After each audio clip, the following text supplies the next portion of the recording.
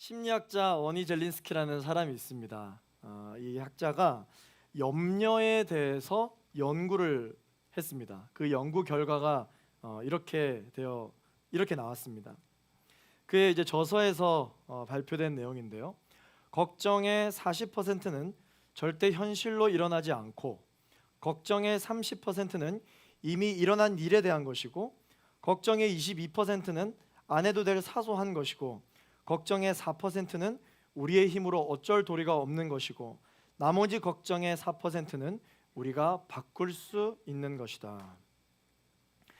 사람들이 인생을 살면서 감사하지 못하는 이유는 그 대부분의 이유가 바로 염려 때문입니다.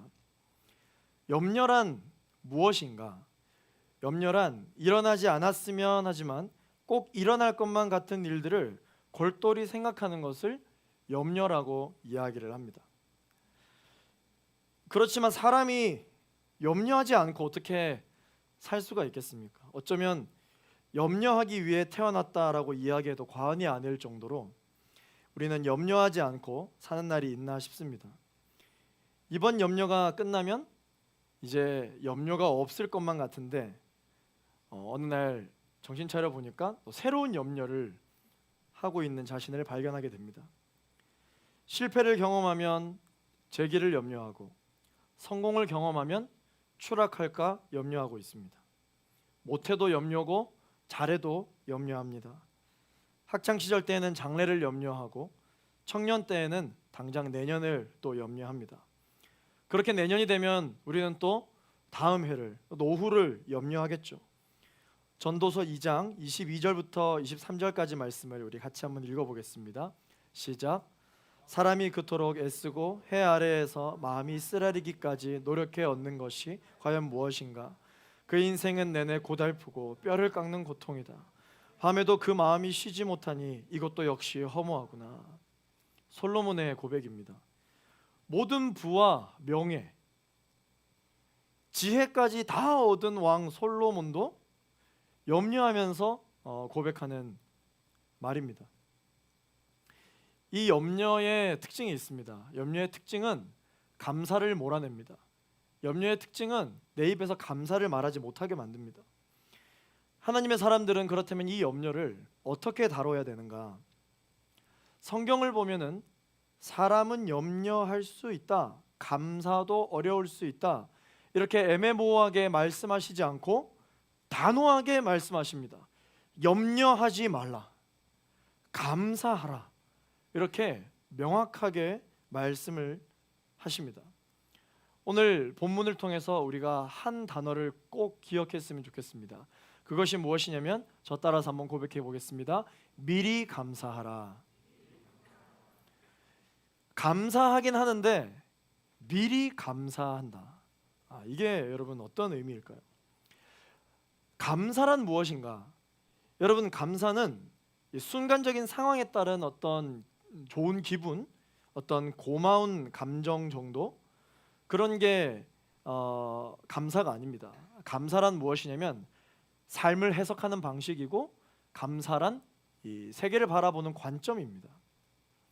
감사란 무엇이냐면 하나님의 관점으로 내 인생을 바라보겠다라고 하는 이 의지가 있을 때만 나오게 되는 능력입니다. 하나님은 어떤 분이십니까? 우리가 하나님을 신뢰하고 우리의 수고하고 무거운 짐진 것들을 다 그분께 맡겨드리기를 원하시는 분이 하나님이시잖아요. 그렇기 때문에 이 감사는 누구의 영역이냐면 철저하게 하나님의 영역이에요. 감사는 어떤 마음이냐? 하나님의 마음입니다. 감사는 어떻게 얻을 수 있는 것이냐? 성령께서 주시는 것입니다. 감사는 하나님이 주시는 걸까? 라는 여러분 이 말에 대해서 믿음과 확신이 잘 오지 않을 때는 여러분 항상 반대로 한번 생각해 보시면 더 이해가 잘 될 수 있습니다. 어떻게요? 그렇다면 염려는 하나님이 주시는 걸까? 라고 생각해 보면 우리가 앞에 부분에 대해서는 잘 확신을 하지는 못하더라도 적어도 염려는 하나님이 주시지 않는다라는 것을 우리는 확실히 알 수 있습니다. 그렇다면 지금 내 마음을 압도하고 있는 이 내 마음 가운데 가득 들어차 있는 이 염려는 하나님께서 주신 것이 아니라는 것을 우리가 확실히 알 수 있죠. 서두에서 우리가 살펴보았던 것처럼 내가 가지고 있는 이 염려의 96% 이상이 사실은 실제로 현실에서 일어나지 않는 것들입니다. 그래서 내일을 염려하는 하나님의 백성들에게 예수님께서는 이렇게 단호하게 말씀하십니다. 마태복음 6장 34절 말씀을 같이 읽어보겠습니다. 시작. 그러므로 내일 일을 걱정하지 말라. 내일 일은 내일이 서 걱정할 것이요 한날의 괴로움은 그날에 겪는 것으로 충분하다. 저는 저희 아버지에게 아주 좋은 감사관을 물려받았습니다. 저희 아버지는 이 체육을 하신 분이세요. 운동을 하신 분이셔서 그런지 굉장히 성격이 화통하시거든요. 신앙생활도 굉장히 화통하게 하시는 분이십니다. 그래서 하나님의 사랑에 대해서 아버지께서 고백을 하실 때는 따뜻하고 인격적인 사랑이라기보다는 아버지의 이 하나님의 사랑에 대한 간증을 듣고 있으면 마치 이 삼국지의 주군을 모시듯이 하나님을 충성되이 섬기는 그런 모습이 저희 아버지에게 있거든요.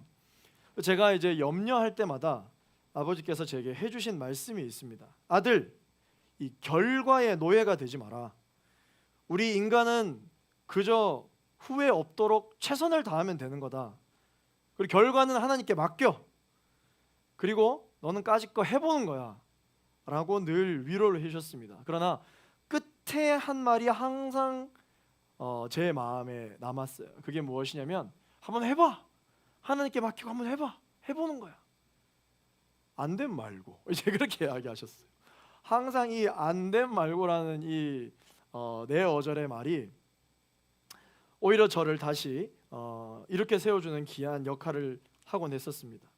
해보지도 않고 안 될 거야, 안 될 거야 염려하느라 이 시간을 허비하다가 결국 안 하고 평생 후회할 바에는 후회하지 않도록 최선을 다해 해보는 것이 차라리 빠르고 속 편하다라는 것이죠. 아버지께 그 말을 들으면 힘이 났습니다. 그래, 안 될 때 안 되더라도 하나님께 기도하고 한번 해보자. 내 능력이 자격 미달이라 할지라도 하나님이 오케이 하시면 되는 거 아닌가. 그렇지만 또 아무리 내가 능력이 있다 할지라도 하나님이 노 하시면 안 되는 거잖아 라는 마음이 들면서 결단을 하게 됐죠. 그렇게 달려들었더니 마음이 편해지는 것이었어요. 그러나 솔직히 사실 이런 마음도 있었습니다. 이제 학창 시절 때는 아무래도 부모님의 결정에 많은 영향을 받다 보니까 아빠가 한번 해보라고 했으니까 잘 안 돼도 혼나진 않겠군. 이제 이런 마음이, 솔직한 마음이 사실 있었던 것이죠. 사실 그렇게 하나님께 모든 결과를 내어 맡겨드리고 뛰어들었더니 염려가 저를 더 이상 괴롭히지 않았습니다. 그래서 저는 염려가 올 때마다 항상 말씀을 암송하는 구절이 있는데 오늘 우리가 함께 읽었던 빌립보서 4장 6절 말씀입니다. 우리 같이 한번 읽어보도록 하겠습니다. 시작. 아무것도 염려하지 말고 오직 모든 일에 기도와 간구로 여러분이 구할 것을 하나님께 감사함으로 아뢰십시오. 아멘. 하나님께서는요, 오늘 본문을 보시면 염려하는 것이 있지, 이 염려하는 것을 너희가 아마 기도를 할 거야. 그런데 이 기도할 때 어떻게 기도하라고 말씀하시냐면요, 감사함으로 기도하라고 말씀하고 있습니다. 이걸 가만히 한번 생각해 보면은 완전 저희와 생소한 부분이에요. 감사는 언제 나옵니까? 내가 염려하는 것이 해결되면 나오는 게 감사죠. 그런데 하나님은 언제 감사하라고 이야기하시냐면 너희가 염려하는 그것을 아랠 때 감사함으로 아뢰라고 말씀하십니다. 그렇다면 이게 무슨 말입니까? 이 문제가, 내가 염려하는 것이 해결되기도 전에 감사하라는 것이에요. 이 일이 일어나고 난 이후에 감사하는 것이 아니라 미리 감사하라, 먼저 감사하라, 그렇게 말씀하고 계십니다. 하나님께서는 이렇게 말씀하십니다. 나중에 감사하지 말고 미리 감사하라 라고 말씀을 해주고 계십니다. 사실 이것은 믿음이 필요합니다. 믿음. 하나님께서 나의 염려하는 것을 감사 제목으로 만들어 주실 것이다 라고 하는 이 믿음이 필요한 것이죠. 신앙생활을 하는 사람을 보고 뭐라고 이야기합니까? 믿음이 있니? 믿습니까? 믿으세요? 믿으세요? 믿음을 가지고 이야기하는 것이죠. 믿는 자들은 무엇을 믿느냐? 내 염려를 하나님께서 감사 제목으로 바꾸어 주실 것을 믿는 사람들인 것입니다. 할렐루야. 여러분들의 이러한 믿음이 있게 되기를 원합니다. 성경에 나오는 염려는 이 메림나오라고 하는 단어로 사용이 되거든요.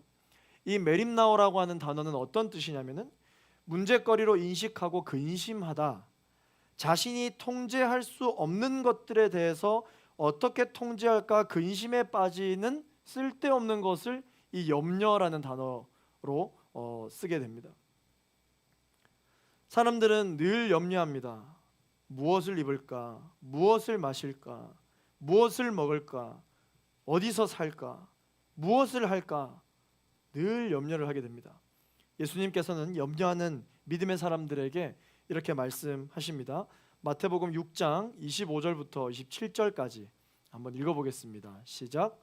그러므로 내가 너희에게 말한다. 자기 생명을 위해 무엇을 먹을까? 무엇을 마실까?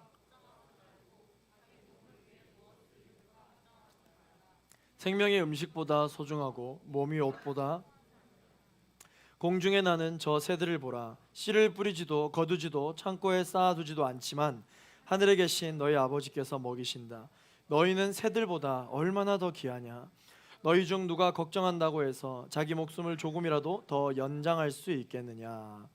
예수님께서는 계속해서 말씀해 주십니다. 6장 30절부터 33절까지 있는 말씀을 한 번 더 읽겠습니다. 오늘 있다가도 내일이면 불 속에 던져질 들풀도 하나님께서 그렇게 입히시는데 하물며 너희는 얼마나 더 잘 입히시겠느냐. 믿음이 적은 사람들아. 그러므로 무엇을 먹을까? 무엇을 마실까? 무엇을 입을까? 걱정하지 말라. 이 모든 것은 이방 사람들이나 추구하는 것이다. 하늘에 계신 너희 아버지께서는 너희에게 이런 것이 필요하다는 것을 아신다. 오직 너희는 먼저 그 나라와 그의 의를 구하라. 그리하면 이 모든 것도 너희에게 더해 주실 것이다. 아멘. 우리는 언제 염려를 제일 많이 합니까? 직장에서 염려를 많이 합니다. 직장 동료와의 그 관계의 상황 속에서 염려를 하게 되고, 또한 이 직장의 내년에 대해서 또한 염려를 하게 되고, 또한 가정에서 여러분 염려를 하게 되고, 또 여러분들의 사업의 현장에서 염려를 하게 됩니다. 또한 공부를 하고 있는 그 학습의 현장에서도 염려를 하게 됩니다. 뿐만 아니라 자신의 고민에 대해서도 염려할 뿐만 아니라 자신이 지키려고 하는 이 믿음 때문에도 염려하는 경우가 많이 있습니다. 내가 예수 믿는다는 이유로 손해보지는 않을까? 핍박받지는 않을까? 오히려 나 때문에 하나님의 이름을 욕되게 하는 것은 아닐까? 영적인 부분들까지 함께 염려를 하게 됩니다. 우리 사랑하는 갈렙 청년 여러분, 강하고 담대할지어다. 여러분 안에 계신 성령님을 의심하지 마십시오. 믿으십시오.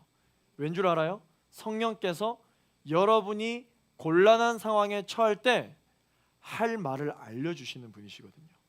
마태복음 10장 19절 말씀 읽어보겠습니다. 시작. 그러나 그들에게 잡혀가더라도 무엇을 어떻게 말할까 걱정하지 말라. 그때 너희가 말할 것을 일러주실 것이다. 누가복음 12장 11절부터 12절 말씀 읽겠습니다. 회당이나 지도자들이나 권세 있는 자들 앞에 끌려가게 되더라도 스스로 어떻게 대답할까 무슨 말을 할까 염려하지 말라. 성령께서 그때 내가 무슨 말을 해야 할지 가르쳐 주실 것이다. 우리 성령님은 이런 분이십니다. 할 말을 알려주시는 분이세요. 내 마음 가운데 성령님이 계십니다. 그래서 하나님의 자녀들에게는 권세를 주신다고 하셨는데 이 권세가 무엇이냐면 성령께서 내주하시는 권세, 성령께서 인도하시는 권세, 성령께서 역사해 주시는 권세입니다. 마음 가운데 성령이 계시는 것이죠. 여러분 무언가 중요한 말을 해야 할 때 계속해서 여러분 기도하며 가세요. 무엇이라고 기도해야 됩니까? 성령님 제게 할 말을 알려주십시오. 성령님 제게 무엇을 말해야 될지 지혜를 주옵소서. 성령님 이 시간 내 입술을 주장하여 주옵소서. 한 주간 동안에도 정말 수도 없이 중요한 말을 해야 하는 그런 순간들이 여러분 많이 있으시잖아요. 그럴 때마다 기도하십시오. 기도하십시오. 그리고 미리 감사하십시오. 자, 예수님께서도 사역하시기 전에 미리 감사하셨어요. 이 기도의 본이 되어주셨습니다. 여러분, 오병이어 기적사건 잘 아시죠? 물고기 2마리, 보리떡 5개로 5,000명을 먹이신 기적의 사건입니다. 그런데 이 기적이 일어난 이후에 여호와께 감사하라, 하나님을 찬양하라, 기적을 이루신 하나님을 찬양하라, 이렇게 이야기하면 정상인데 예수님은 그렇게 기도하지 않으셨더라고요. 예수님은 이 오병이어의 기적이 일어나기 전에 미리 감사하셨습니다. 요한복음 6장 11절 말씀을 함께 읽어보겠습니다. 시작. 예수께서는 빵을 들고 감사기도를 드리신 후 앉아있는 사람들에게 원하는 만큼씩 나누셨습니다. 물고기를 가지고도 똑같이 하셨습니다. 자, 여러분, 분명히 물고기 2마리와 보리떡 5개 밖에 없는 이 상황을 보면서 예수님이 하나님께 감사기도를 하셨답니다. 어떤 감사기도를 했는지 우리가 내용을 잘 알지는 못하지만 지금 이 상황 가운데 어떤 일이 일어나야 하나님 감사합니다라는 내용이 나오는 것인가요? 이 오병이어를 가지고 지금 먹어야 될 사람들이 다 먹어야 하나님 감사합니다 라는 내용이 나와야 된단 말이죠.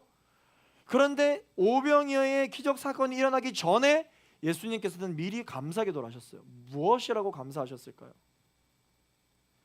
하나님께서 행하실 일을 먼저 보신 것이에요. 먼저 감사하신 것입니다. 예수님은 그렇게 기도하셨어요. 이뿐만이 아닙니다.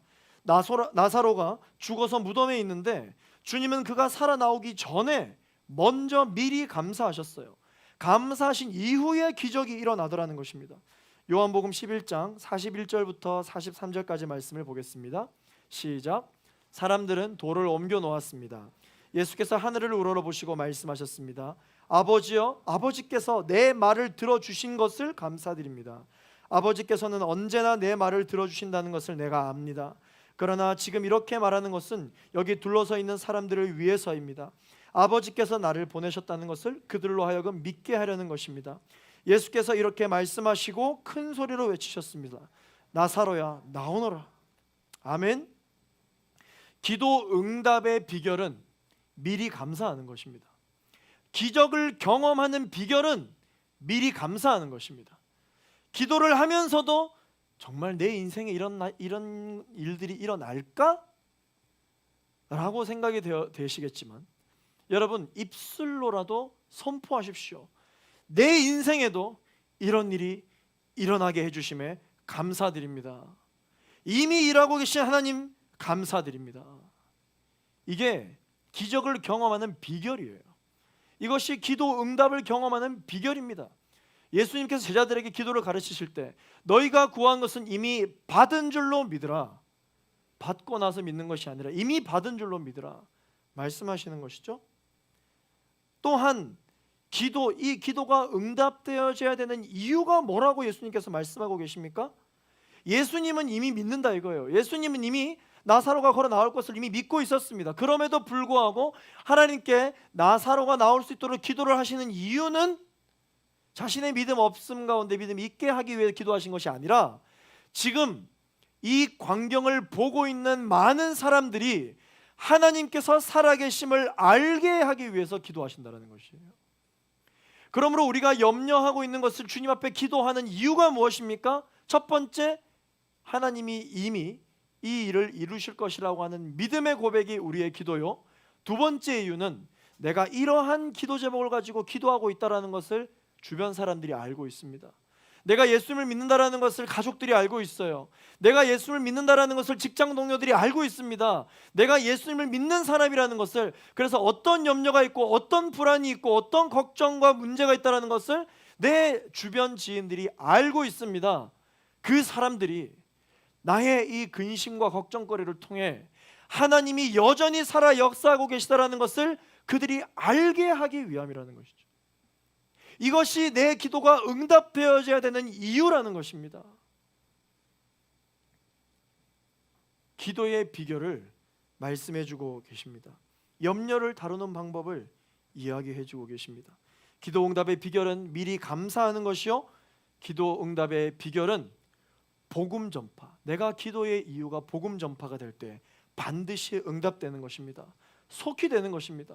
기도 응답의 지름길, 기도 응답을 빨리 받는 비결은 감사요, 복음 전파. 이 두 가지라는 것이죠. 오늘 이 추수감사주일을 맞이해서 내 염려 안에, 내 기도 제목 안에 감사가 있는가, 내 기도 제목 안에 복음 전파가 있는가 한번 점검해 보기를 원합니다. 말씀을 맺겠습니다. 미국에 에드영이라고 하는 목사님이 계십니다. 이 목사님이 설교 중에 들었던 예화를 제가 오늘 인용을 하기를 원하는데요. 이 목사님이 어린 시절에 대한 내용을 나누어 주셨습니다. 어린 시절 자기 아버지와 함께 동네 가까이에 있는 호수로 놀러 갔다고 합니다. 호수에서 보는 이 일몰이 아주 장관이었대요. 일몰이 다 끝나고 나서, 해가 지고 나서 어둑어둑해지자 이제 집으로 돌아가려고 이 아버지와 같이 호수에 온 것도 기쁜데 이 장관까지 보니까 너무 기쁜 거죠. 그래서 아버지 앞으로 먼저 뛰어가며 집으로 막 가려고 하고 있었습니다. 그런데 집으로 돌아가려고 하는데 그 물길을 건너가야 되는데 그 물 속에 뭔가 움직이길래 가만히 보니 물뱀이 가득한 것을 보게 됐어요. 사실 그 호수는 이 길이가 1.5m나 되는 이 물뱀이 많기로 유명한 호수였습니다. 소문으로만 들었지 실제로 보니까 이 목사님이 너무 무서웠던 거예요. 이 아이가 너무 무서웠던 것입니다. 그래서 그 당시 어렸던 이 에드영 목사님은 깜짝 놀라서 뒤에서 따라오고 계시는 아버지께로 막 뛰어가서 그 등 뒤로 숨었습니다. 그때 아버지가 아들 에드영에게 이렇게 말씀을 하셨다고 합니다. 어두워지니까 물뱀이 많이 나오는구나. 무서웠겠구나. 자, 이제 가자. 무섭지? 아빠 등에 업혀. 그랬더니 에드영은 너무 좋아가지고 아빠 등에 펄쩍 뛰어서 업혔습니다. 아버지는 업힌 아들을 꼭 붙잡고 작은 손전등을 켜면서 물뱀이 있는 길을 빠져나왔는데, 그렇게 아버지 등에 업혔더니 그렇게 두려웠던 그 물뱀길이 오히려 아버지에게 의지하여 잘 빠져나왔다라는 이야기를 한 적이 있습니다. 우리가 많은 염려와 두려움에 둘러싸여서 감사를 잃고 감사를 할 수 없고 오히려 내 삶 가운데 나를 두렵게 만드는 물뱀들이 이 우글거리는 출구가 보이지 않는 이 답답한 환경 속에서 몸부림치고 계신 우리 청년분들 혹시 계십니까? 하나님께서 여러분들에게 말씀하십니다. 염려할 것이 많지? 자, 내 등에 업히라고 말씀하십니다. 오늘 본문 7절 말씀을 같이 읽어보겠습니다. 시작. 그리하면 모든 생각을 뛰어넘는 하나님의 평강이 그리스도 예수 안에서 여러분의 마음과 생각을 지켜주실 것입니다. 아멘. 여러분, 감사기도는 어떻게 하는 것일까요? 감사기도는 하나님의 등에 업히는 것입니다. 하나님은 여러분 어떤 분이십니까? 오늘 말씀에 나와 있는 것처럼 우리의 모든 생각을 뛰어넘는 분이십니다. 그리스도 예수 안에서 우리의 마음과 생각을 지켜주시는 분이십니다. 업히기만 하시면 됩니다. 업히기만 하면 참 평안이 찾아옵니다. 여전히 내 발 아래 물뱀들이 드글드글하지만 그럼에도 하나님 아버지께 업히니까 염려가 사라지고 그 길을 헤쳐나가게 되는 것입니다. 마지막으로 이사야 46장 3절에서 4절 말씀을 우리 함께 읽고 우리 찬양하고 기도하기를 원합니다. 우리 같이 한 목소리로 읽겠습니다. 야곱의 집이여, 이스라엘 집에 남은 모든 자여, 내게 들을지어다. 배에서 태어남으로부터 내게 안겼고 태에서 남으로부터 내게 업힌 너희여, 너희가 노년에 이르기까지 내가 그리하겠고 백발이 되기까지 내가 너희를 품을 것이라. 내가 지었은즉 내가 업을 것이요 내가 품고 구하여 내리라. 아멘. 우리 하나님은 업어주시는 하나님이십니다. 두려움 가운데, 물뱀들 가운데 가득히 있는 그 길을 걸어나가기 두려워하는 여러분들에게 너 용기가 그거밖에 없니? 너 믿음이 그거밖에 안 돼 라고 정죄하시는 분이 아니라 두렵지, 무섭지, 염려가 많지 등에 업히라고 말씀해 주시는 분이십니다.